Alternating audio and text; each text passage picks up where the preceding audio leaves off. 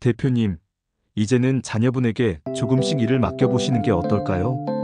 몇 년 전 한 중소기업 현장에서 제가 실제로 들었던 말입니다. 창업주께서는 잠시 웃으며 대답하셨습니다. 아직은 내가 더 잘하지. 얘는 멀었어. 그 후 몇 년 뒤, 그 회사는 후계자 교육이 늦어져 승계 과정에서 큰 어려움을 겪었습니다. 이 경험을 통해 저는 가업 승계는 세금 문제가 아니라 사람과 문화의 문제라는 사실을 배웠습니다. 1. 승계는 이벤트가 아니라 프로세스. 많은 창업주들이 상속세 납부 시점을 승계의 시작이라고 생각합니다. 하지만 현장에서 본 진실은 달랐습니다. 승계는 하루아침에 되는 게 아니라 최소 510년은 걸리는 과정입니다. 어떤 기업은 후계자를 30대 초반부터 회사에 합류시켜 영업 재무 생산 등 부서를 돌며 실무를 경험하게 했습니다. 10년 뒤 그 후계자는 직원들에게 우리 회사의 사람으로 인정받았고 승계 과정이 자연스럽게 이어졌습니다. 이처럼 점진적인 권한 이양이야말로 조직이 흔들리지 않는 비결이었습니다. 2. 세금보다 중요한 건 사람과 신뢰. 상담 자리에서 가장 많이 듣는 질문은 세금을 얼마나 줄일 수 있을까요? 입니다. 물론 절세는 중요합니다. 하지만 실패하는 기업을 보면 대부분 형제 간 갈등이나 직원들의 불신 때문에 무너집니다. 한 기업은 아버지가 특정 자녀에게만 지분을 몰아주면서 다른 형제들이 등을 돌렸습니다. 결국 가업 승계는 법정 분쟁으로 이어졌고 회사는 큰 타격을 입었습니다. 반면 다른 기업은 상속 지분을 공정하게 나누고 가족회의를 정례화하여 갈등을 미리 조율했습니다. 그 회사는 지금도 안정적으로 운영되고 있습니다. 3.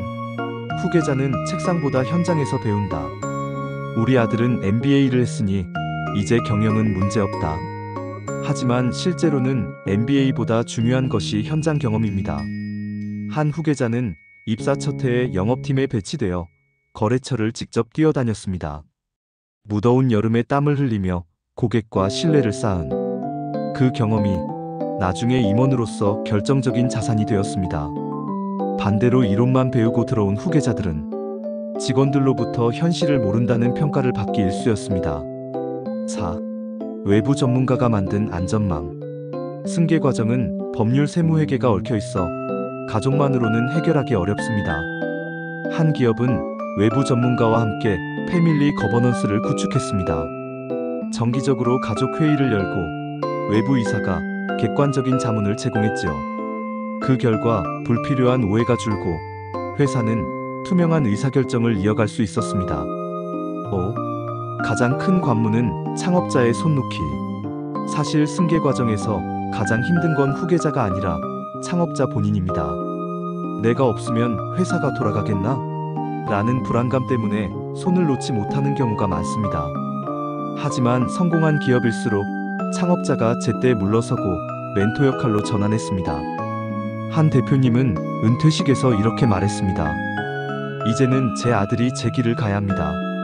저는 뒤에서 응원하겠습니다.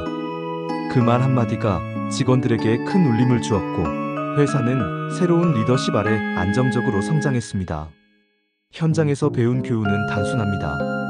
일찍 준비하고 투명하게 소통하며 후계자에게 직접 경험할 기회를 주어라.